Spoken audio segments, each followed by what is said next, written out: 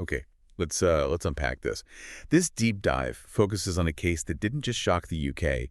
It really became a genuine national moment of reckoning. It absolutely did. We are examining the murder of Sarah Everard, a tragedy that didn't just expose a horrific crime, but I think fundamentally fractured public trust in the institutions meant to protect us. This is so much more than just a criminal timeline.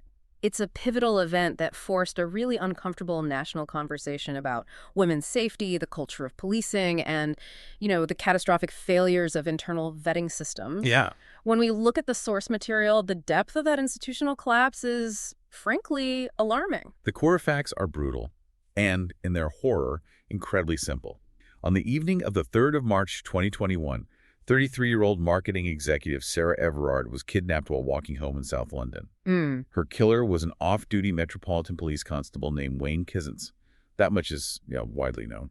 But the truly defining, shocking aspect of this crime, and I think the reason it created such a profound societal scar, is how Cousins carried out the abduction. Yeah. He didn't rely on brute force or, typical ambush tactics. He exploited the single most fundamental relationship of trust in civil society. The trust between the public and a police officer. Exactly. He used his office as a weapon. He literally identified himself as a police officer, showed his warrant card, and used his handcuffs to detain her. And the trial judge later concluded that Cousins almost certainly used the guise of a legitimate arrest, probably claiming that Everard was breaching the really stringent COVID-19 guidelines that were in place at the time. That is the ultimate betrayal, isn't it? Yeah. He weaponized the very badge meant to symbolize safety and then used a global health crisis as his cover. The abuse of the office of constable in that singular moment is why this deep dive is so necessary. Yeah. It's the reason this case can't be viewed merely as a terrible, isolated incident. So our mission today is pretty comprehensive. For you, the curious learner, we're not just going to recite the incident. We're going to unpack the painstaking investigation that tracked Cousins, the severe legal proceedings that followed. And most critically, we'll spend extensive time detailing the systemic failures, all those red flags that were missed across multiple police forces, as laid out in the detailed Angelini inquiry. We'll also analyze the profound societal and political response that followed. Our source material gives us a really granular look at the before, the during, and the institutional fallout. So I think a good place to start is with the people involved. To begin, let's establish the context of the two central figures in this tragedy, starting with Sarah Everard, who was, simply living her life in London. Sarah Everard was, by all accounts, a vibrant, talented young woman. She was born in Surrey in 1987, grew up in York, and attended Fulford School. And she went to a top university. She did. She pursued higher education at Durham University, studying human geography from 2005 to 2008. At the time of her death, she was really established in her career, working as a marketing executive for a digital media agency and living in the Brixton Hill area. Just a normal, successful life. Exactly. She was, by all accounts, exactly where she wanted to be. And then we turn to Wayne Cousins, a man whose desire to enter law enforcement was persistent, almost unnerving, despite a highly unconventional path to the Met. Cousins' background is absolutely essential because it highlights the initial cracks in the vetting process right from the start. He was born in Dover, Kent, in 1972, and originally worked as a mechanic in his family's garage. And his early attempts to join the police were not successful. Not at all. They were riddled with failures. After enlisting in the Territorial Army in 2002, he applied to be a police officer 3 times over 4 years. And was unsuccessful each time. Yes. Unsuccessful. He failed multiple times, yet still found a route in eventually. So what were those early roles? How did he get his foot in the door? He managed to serve briefly as a special constable with Kent Police in 2006. But then, significantly, he was discharged from the Territorial Army in 2007. For what reason? For failing to fulfill his training obligations. Now, that should have been a very early, very bright red flag on his service record. But it clearly didn't stop him. No, it didn't prevent his continued pursuit of a uniformed role at all. So he keeps searching for the uniform. Where did he go after Kent Police? In early 2011, he resigned from Kent Police and joined the Civil Nuclear Constabulary, the CNC. And what does the CNC do? They guard civil nuclear sites, so he became an authorized firearms officer. This gave him significant responsibility and authority. Okay, so he's got firearms training, a uniform, and from there he makes the jump to the Met. Yes. Crucially, he transferred to the Metropolitan Police Service, the Met, in September 2018. Now, once he got into the Met, he was quickly accelerated into a highly sensitive role. correct? Absolutely. Within less than 2 years, in February 2020, he was assigned to the Parliamentary and Diplomatic Protection Branch, the PADP. Which is a very high-profile division. Incredibly. It's responsible for the uniform protection of key government and diplomatic premises, a role of extremely high trust. And here is where our source material flags a colossal failure in oversight that the later Angelini inquiry would just hammer home. Precisely. We know that Kazins had not undergone the enhanced vetting procedures necessary for such a sensitive role when he joined PADP. He hadn't, for diplomatic protection. No. And what's more, he hadn't even completed the mandatory 2-year probation period required by the Met before he was handed this sensitive position. So the system was essentially fast-tracking a person who should have been under the deepest scrutiny. That's it, exactly. This omission is really the foundation upon which the subsequent disaster was built. It sets the stage for a perpetrator who possessed both the means and, I guess, the institutional permission to carry out his crime. Let's shift now to the grim timeline of the abduction and murder itself, detailing the meticulous steps Kazins took. The crime was highly premeditated, there's no doubt about that. Days before the incident, on the 28th of February 2021, Kazins booked a white Vauxhall Crossland hire car from a company in Dover. The hire car is a key detail. It is. The use of a rental car immediately established a layer of separation from his personal vehicle and his official capacity. It suggests detailed planning to avoid detection. And March 3rd? It started as a normal workday for him. It did. Kazins finished a 12-hour shift at the U.S. Embassy in London at 7 a.m. He then traveled to Kent to collect that hire car, drove it back to London, and was tracked driving through various locations. He ultimately reached Clapham at 9:23 p.m. He was cruising, seemingly hunting for a target. And at the same time, Sarah Everard leaves her friend's house near Clapham Junction, just walking home along the A205 South Circular Road. Yeah, she was just engaging in the mundane, trusting routine of walking home. She was on the phone with her boyfriend for about 15 minutes. Which means she was occupied, maybe slightly less aware of her surroundings. Possibly, yes, making her a potentially easier target for someone looking to initiate a quick, deceptive interaction. She was last seen on camera near Pointers Road at 9:28 p.m. Then, at 9:34 p.m., the moment of abduction. Kazins had parked his hired Vauxhall on the pavement outside Pointers Court. He stopped Everard, displayed his warrant card, the ultimate symbol of his authority, and handcuffed her. And this is where the COVID pretext comes in. It's the only logical explanation. The judge's later summation that he used the excuse of a COVID violation is widely accepted as the only reason why a 33-year-old woman would willingly submit to being detained by a stranger, even a police officer. He utilized the prevailing fear and restrictions of the pandemic. The audacity of it. And then, ironically, it's public transport infrastructure that helps track him. Absolutely.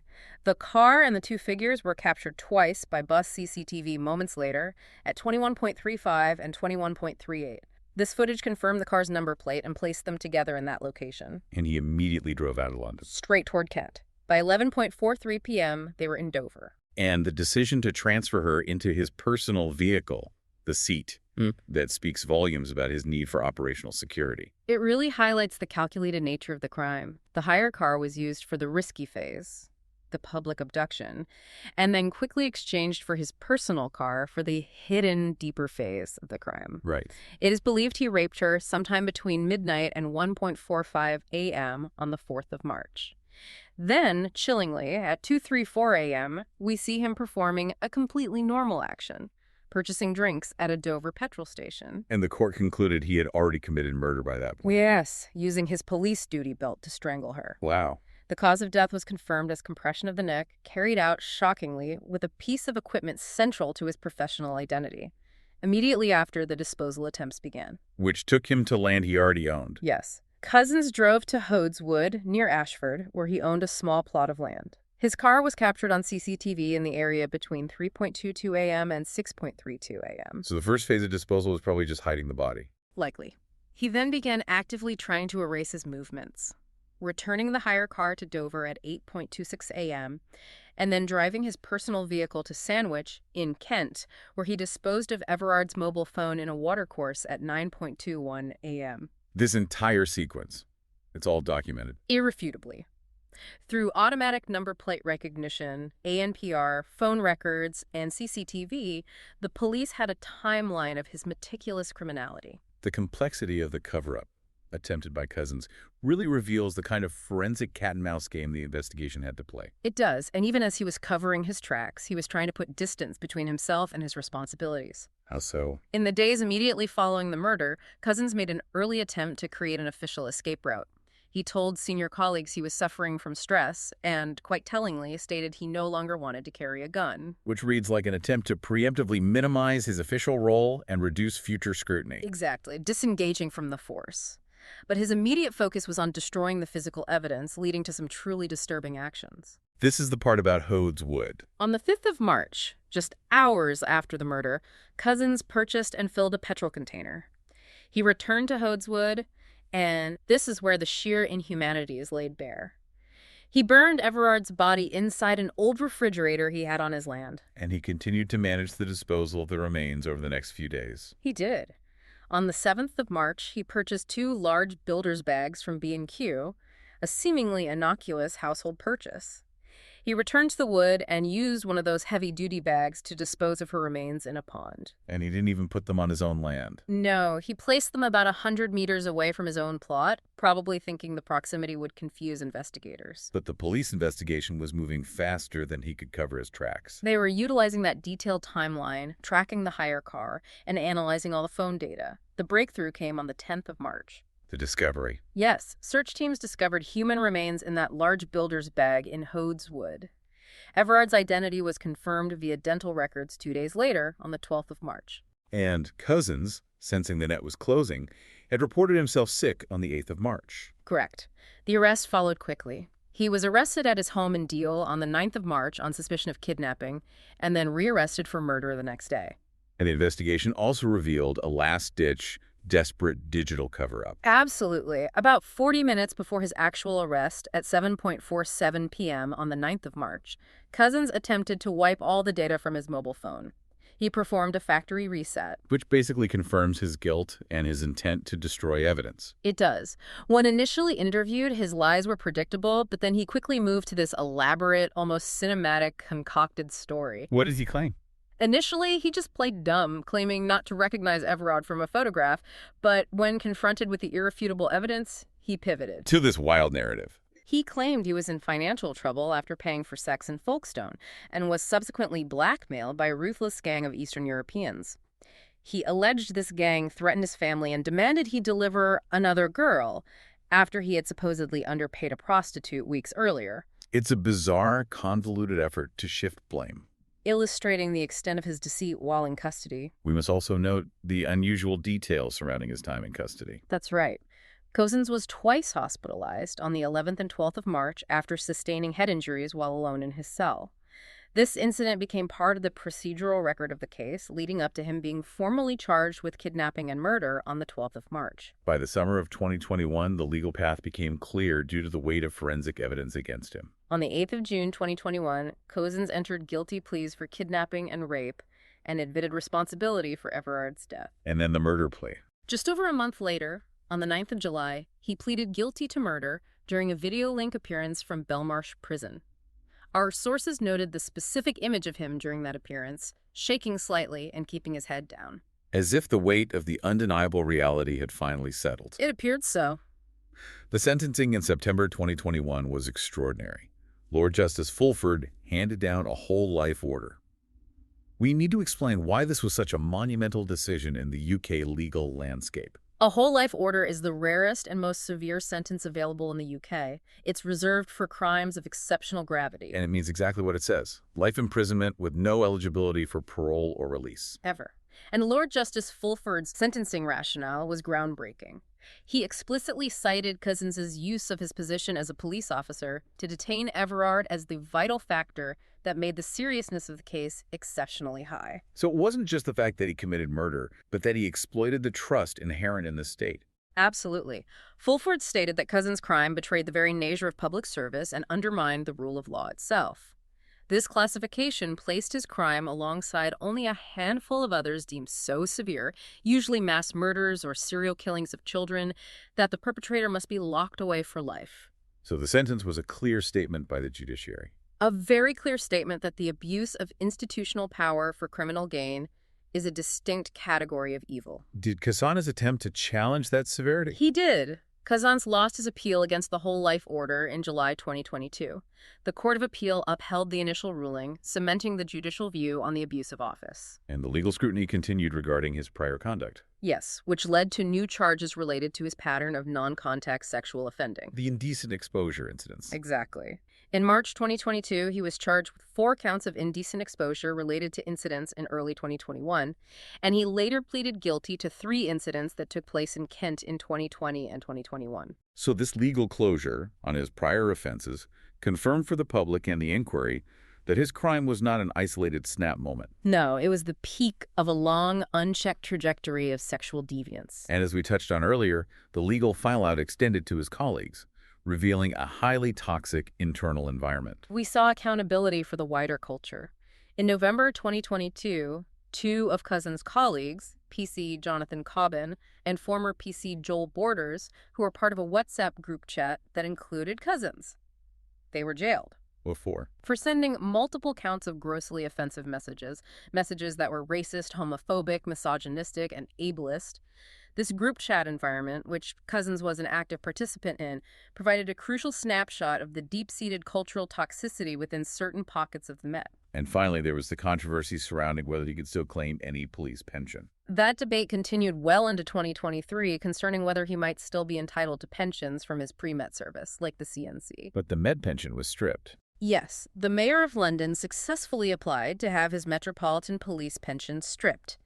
He had already been dismissed from the service with immediate effect in July 2021, but this final legal action ensured that he could not benefit financially from the years he spent in service. The years which culminated in such an egregious betrayal. Precisely. We now arrive at the most crucial section of this deep dive, the systemic failures. This case became less about one monster and more about the institutional complacency that allowed that monster to thrive for years. That is the devastating conclusion that the Angelini inquiry reached. The report, which was commissioned to investigate how Kazantzos was permitted to serve, was published in February 2024. And its findings were stark. Uncompromising. It found Kazantzos had an extensive history of alleged sexual offenses prior to the murder, and the inquiry unequivocally stated that he should never have been a police officer. Never have been a police officer. Yeah. I mean, that implies failures at the very point of entry and throughout his entire career progression. It does. Let's detail those red flags that were so disastrously missed over the years. We need to go back over a decade. The first known incident dates to 2008. Radio presenter Emma B. came forward, recounting how she reported Cousins exposing himself in an alley in Greenwich. And her claim was that when she reported it, the police allegedly laughed at her.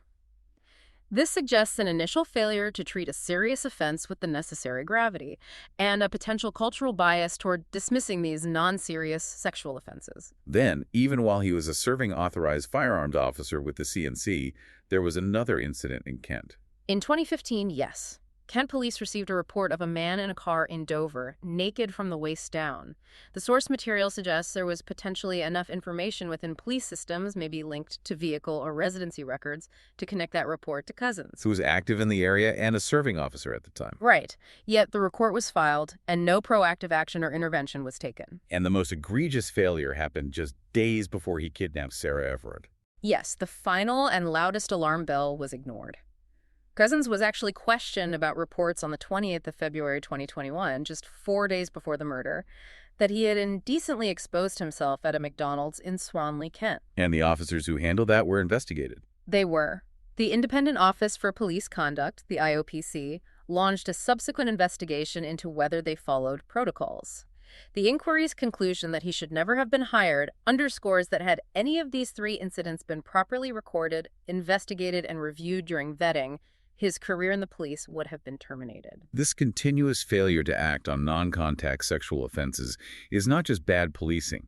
It highlights a critical criminological blind spot. It does. Criminologists cited in our sources emphasize the critical connection between these offenses. Studies suggest that up to 10% of men who commit indecent exposure later escalate to commit physical sexual offenses. So the key insight here is that the mindset, the gratification through power and fear, is a predictive indicator. Yes, even if it's non-contact. It's a predictor of escalation. So, the argument is that if the police had taken these so-called minor sexual offenses seriously, They wouldn't just have been preventing petty crime. They could have been intervening in a trajectory that led to murder. Exactly. The experts stressed that the systematic underinvestigation and dismissal of non-contact offenses meant that Cousins' trajectory of sexually motivated behavior was allowed to continue unabated and officially shielded by his uniform. So the Angelini inquiry places the blame across multiple forces. It explicitly found that multiple forces, Kent, the CNC, and the Met, missed these opportunities across his vetting processes, leading to the conclusion that his crimes were the culmination of a trajectory of sexually motivated behavior and offending. Beyond the vetting failures, the case revealed a toxic culture within the Met that enabled someone like Cousins to exist without fear of accountability. The inquiry peeled back layers of institutional toxicity. We mentioned the offensive WhatsApp group, which resulted in the jailing of Cobbin and Borders. That was just the surface. There were more involved. 5 officers in total were investigated for sharing grossly offensive material with Cousins before the murder, indicating a wider circle of complicity in this poisonous culture. And crucially, the women within the force felt silenced. That's the most alarming cultural symptom. Female officers reported to the press that they felt entirely unable to report concerning behavior by their male colleagues. They feared reprisal. Reprisal, dismissal, or simply being laughed at, a culture of fear and silence that protects the perpetrators and isolates the victims. And even the investigation of the final red flag, that 2021 exposure incident, showed a failure of professional standards. Former PC Samantha Lee, the officer responsible for investigating the February 2021 exposure allegations, was found guilty of gross misconduct for failing to properly investigate those incidents. She was later dismissed. Her subsequent defense that she was made a scapegoat for wider issues within the Met only reinforced the perception that systemic rot, not just individual error, was at fault. And the unprofessional behavior continued even into the aftermath of the murder. Yes. There were multiple instances of internal misconduct during the investigation. In November 2024, 3 officers were found guilty of gross misconduct for viewing confidential files related to Everard's murder without any legitimate policing purpose. Just looking at the files. Yes. One officer was dismissed and another received a final written warning. This breach of privacy and professional duty, even surrounding a colleague's horrific crime, demonstrated a deep lack of respect for professional standards. So, given this catastrophic catalog of failures, the Angelini inquiry had to propose a revolutionary fix. What was the core thrust of its 16 recommendations? The recommendations were designed to ensure that everything possible is being done to prevent those entrusted with the power of the office of constable from abusing that power. So a heavy focus on vetting. Very heavy. On mandatory, rigorous, and continuous vetting throughout an officer's career, not just at entry. They stressed the need for a national standard that ensures non-contact sexual offenses are flagged and investigated with the highest priority. And what immediate policy changes came out of the inquiry? Following the inquiry's damning conclusions, the Home Secretary announced a crucial policy change. Police officers charged with certain offenses would be automatically suspended from duty. Which builds on an earlier policy. Yes, a 2023 policy that required automatic suspension for officers facing findings of gross misconduct. The overarching goal is to shift the standard of care. If there is a serious doubt about an officer's integrity, they must immediately be removed from public chasing duty. The moment the public learned the killer was a serving police officer, the conversation immediately moved from grief to, well, a national emergency. The political reaction was one of stunned admission. The political class recognized the severity of the crisis of confidence. Home Secretary Priti Patel quickly stated that every woman should feel safe to walk on our streets without fear of harassment or violence. And the mayor of London was just as blunt. Yes, Sadiq Khan was forced to admit the uncomfortable truth. London streets were simply not safe for women or girls. Patel also responded with promises of legislative change, acknowledging that existing laws might not address the daily threat women face. She announced consideration of new laws, including the push to make public harassment a specifically defined crime. This showed recognition that the problem was structural, not just about extreme violence, but about the pervasive sense of unease and fear women experience daily. The political establishment was under immense pressure to deliver tangible change. But the defining moment of institutional failure in the immediate aftermath came from the police themselves, with their highly controversial safety advice. Let's unpack that response. This advice, released by the Met after Cousins' sentencing, caused an immediate public explosion. The Met suggested that if a lone police officer stopped someone and they felt uncomfortable, they should consider. Shouting out to a passerby, running into a house, knocking on a door, waving a bus down. Or, if you are in the position to do so, calling 999. This advice was met with furious criticism. Why did it land so badly? It failed on so many levels. Firstly, it placed the burden of verification and safety entirely onto the potential victim. Secondly, and more importantly, it completely ignored the central, terrifying fact of the case. Peasants was the police officer. Right. He used his warrant card and uniform to gain compliance. Shouting for help when stopped by a uniformed, authoritative figure could be seen as resisting arrest. And legally, if you run away from a legitimate police officer, you risk charges.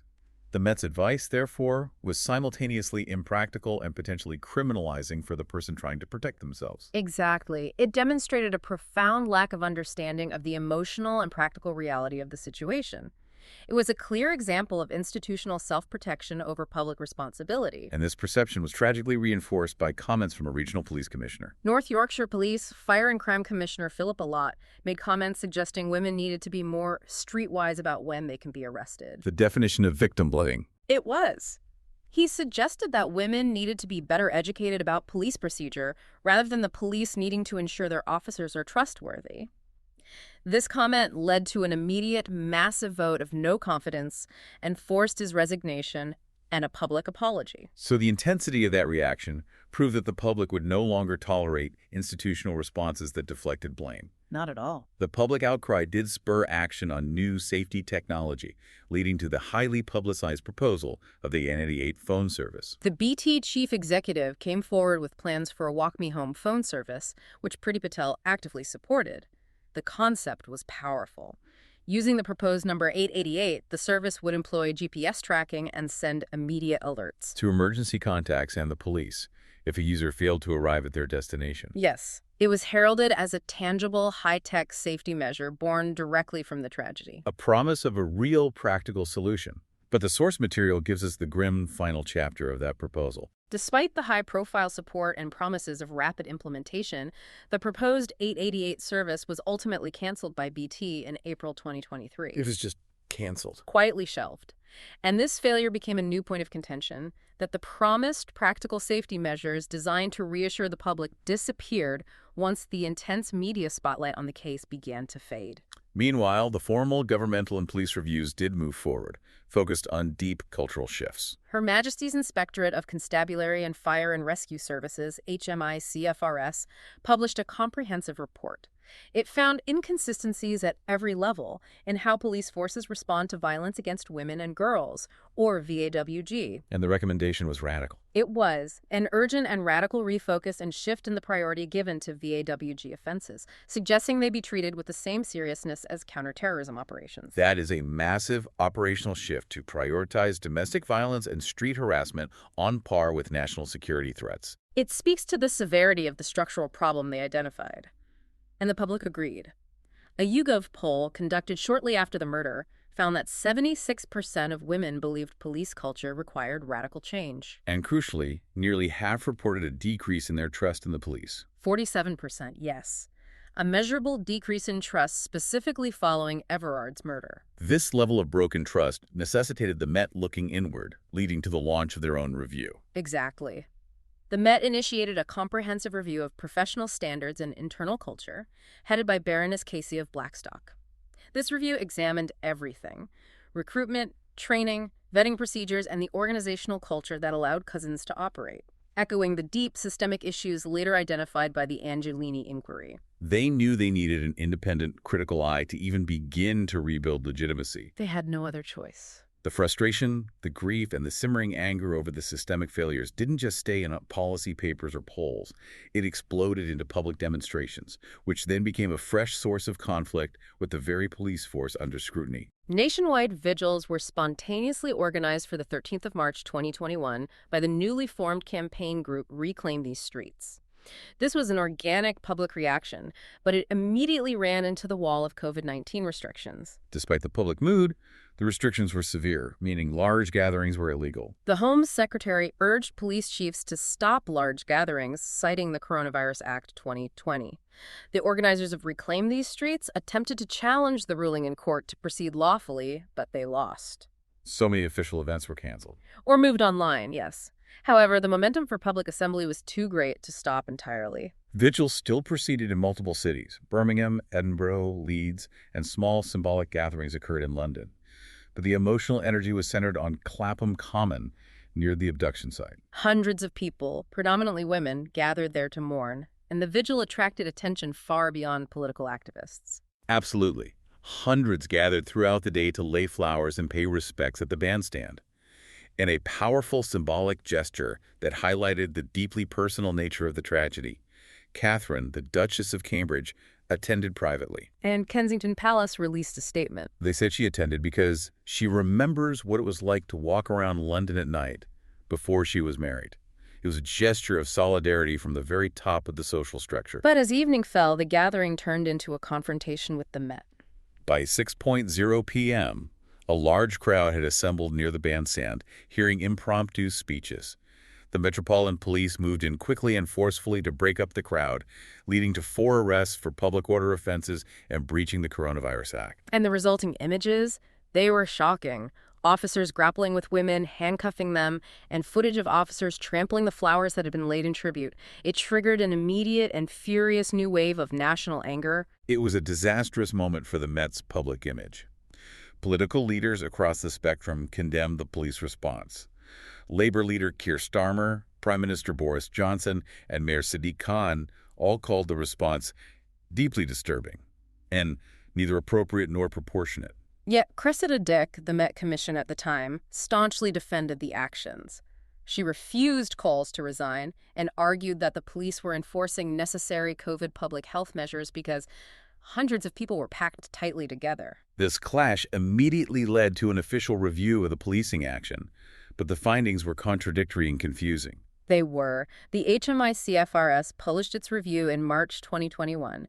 It initially found that the police had acted appropriately and were not heavy-handed and were justified in their stance regarding COVID regulations. But even this sympathetic review had to conclude that the operational handling was a public relations disaster that severely undermined confidence. And the most important finding of that review was the legal interpretation. Yes, the HMICFRS report noted that the Met had incorrectly interpreted the coronavirus restrictions.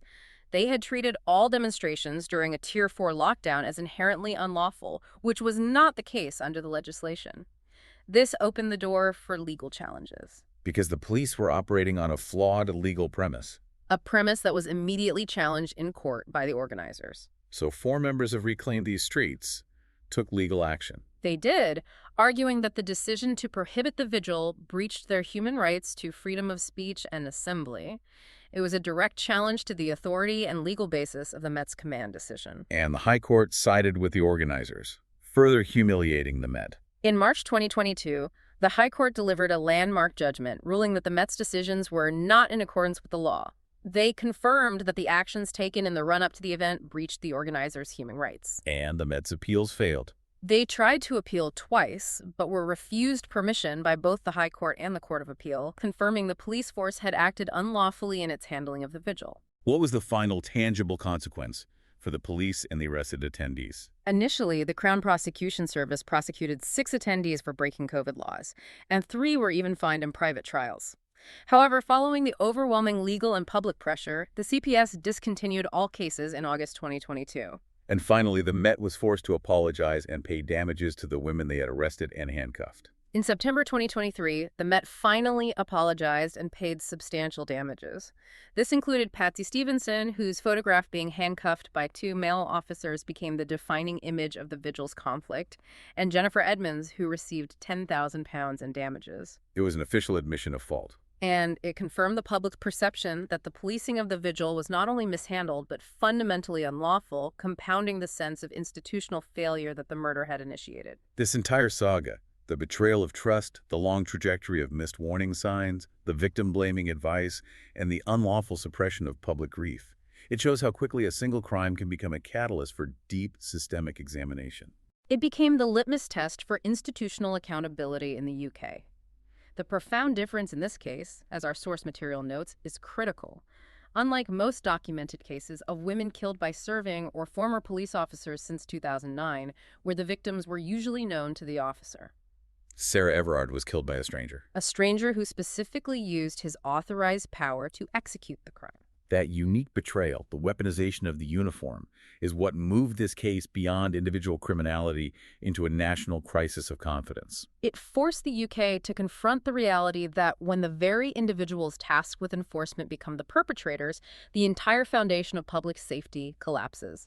The Angelini inquiry was absolutely right. Cousins should never have been a police officer. So the systemic overhaul in vetting, in culture, and in accountability is now not just a policy recommendation, but a necessity for the survival of police legitimacy. It has to be. We've seen the details of the inquiry, the extensive recommendations for institutional reform, and the history of unchecked sexual offending by cousins across 3 separate forces. These changes require not just new policies on paper, but a complete cultural shift within thousands of officers. And the difficulty lies in implementing changes that penetrate the institutional culture. It's about changing hearts and minds, not just checking boxes on a vetting form. So we've laid out the facts, the criminal justice process, and the painful path of institutional reckoning. For you, the curious learner who has explored every facet of this difficult deep dive, the question remains. Given the finding that cousins should never have been a police officer and the detailed recommendations for systemic overhaul, what is the most challenging change in culture, vetting standards, or accountability measures that the UK police must successfully implement to truly rebuild public trust and ensure that the badge means protection, not peril? I mean, is it fixing the initial hiring process, or is it changing the internal culture that allows bad actors to hide? It's a crucial distinction. And I think it is the cultural change, which is always the hardest. It is. It's the challenge of ensuring that every officer, from the bottom to the top, truly believes that prioritizing the investigation of non-contact sexual offenses is as vital to national security as terrorism, and making sure they act on that belief. A tough but absolutely essential thought to take away from this profound and deeply important deep dive.